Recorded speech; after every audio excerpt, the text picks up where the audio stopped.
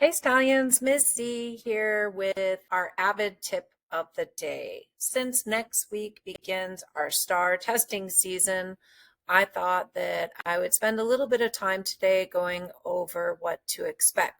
So on the screen, you can see the month of April.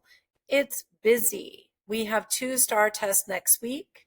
On Tuesday, the 8th, it will be English 1, and on Thursday, the 10th, it will be English 2. The following week, on Tuesday the 15th, we will be having biology, and then also attending that day 7B and 8B classes. I forgot to say on the English days we'll be going to our 4A classes. So we will not be all day long in the testing rooms, but a majority of the day. And then the last test will be on the week of May 21st on Wednesday, the 23rd, and that will be two tests happening at once, our Algebra 1 test and our US History test. So you might be wondering who takes the test. Well, first, you'll know if you're taking the test. Your teacher will have been informing you and preparing you for this moment. If you are currently enrolled in a STAAR testing subject, so English 1, English 2, Algebra 1, or US History, and you'll be completing both the semesters by May, you'll be testing. If maybe you previously took the test and something happened to where your test wasn't scored, or maybe you didn't pass, you will most likely be testing too. Just be sure to double check the testing rosters as they're sent out and confirming what room you're in and that you're ready to go. So let's go to the next slide. So this is not our first time taking the STAAR test or some type of standardized test online. So we will be using our secure test browser. On testing day, please show up with your Mesquite ISD issued Chromebook. Make sure that Chromebook is fully charged. This is critical as we do not have enough chargers, power strips, or Chromebooks to lend out. So part of your responsibility to prepare is to make sure that's taking place. You're not going to log into your Chromebook that day. As you all know, there's a button down in the bottom left that you can go to your secure test browser. When you go to that apps button in the secure test browser, you'll probably need to pick Texas and then go through all of the login information.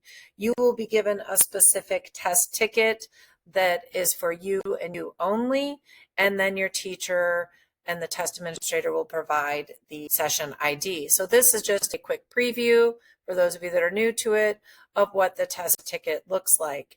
You need to confirm this is you, first name and last name, and then your DOB, which is your date of birth. When you log into the secure test browser, you will only see the test for that day. And so don't worry that you're going to be taking or clicking on the wrong test. And for most of you that don't know, your test ticket, this can be used as scratch paper. Doodle on it, write on it, solve problems on it, do whatever you need to do. You can use that test ticket front and back. And if you need additional scrap paper, just let your test administrator know. So when you are done testing, it is really important that you raise your hand and let your test administrator know. We as professionals need to watch you submit your test. We also want to double check that you didn't miss any questions that are left unanswered or flagged. If so, we will just politely say, can you finish and answer the questions that you have with a red triangle? Apparently it'll tell us, okay? Then we're going to be with you, standing, watching you submit the test and confirming that the test has been submitted. Once it's submitted, that's it. You're done. You can't go back. You can't change anything. So you need to be 100% sure that you're ready to rock and roll. Let's say you submit the test without us seeing it. Just so you are aware, we are going to have to make you go through the complete secure test browser login process and show us that that test is inactive and unavailable. So really, it's just better to raise your hand and call us over. So Here is just a brief overview that they gave the test administrators about when and what you're going to be able to use on the test. So your calculators and your dictionaries are going to be embedded into the testing system.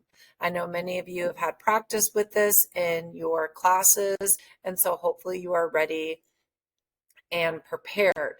For the Algebra 1 test, there will be calculators from the school that you're used to using available upon request in the room.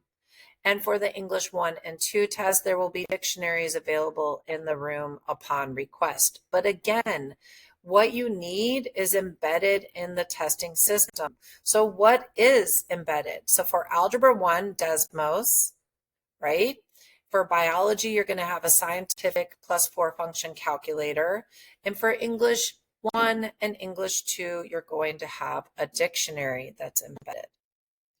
So let's just go over some brief things really quick. So bathroom, everyone always wants to go to the bathroom. It's going to be one at a time with the bathroom pass. And your testing time does not stop. So it's going to be a running clock when you go to the bathroom. If you need to go to the nurse for any reason, you must be escorted. So we're not just randomly going to the nurse. It needs to be for a valid reason, and we will have to get an adult to walk you there.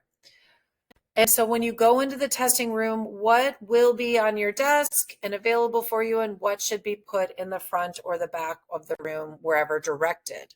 So when you walk in, you're going to put your backpacks, your purse, your food, any non-testing items in the front of the room and away from the desk area. The desk area should be 100% clear, except for your Mesquite ISD issued Chromebook, probably a Post-it note with your name on it, eventually your test ticket, a pencil, only testing items.